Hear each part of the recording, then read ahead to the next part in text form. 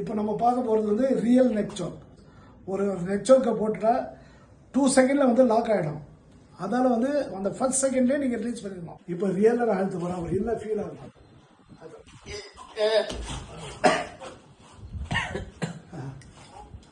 இந்த கை ஆக்ட் ஆச்சா?